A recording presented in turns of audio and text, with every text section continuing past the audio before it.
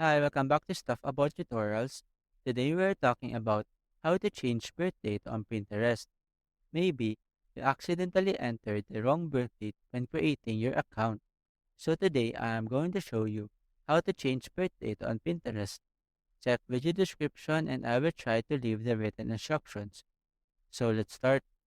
First, open your Pinterest application and log into your account. Once you are logged in, tap on this profile icon located at the bottom right corner of the screen.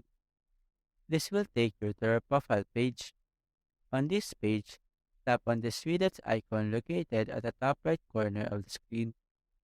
A menu will appear, and here, you should select the settings option. On this page, tap on this personal information option. Here, you can now see your current birth date.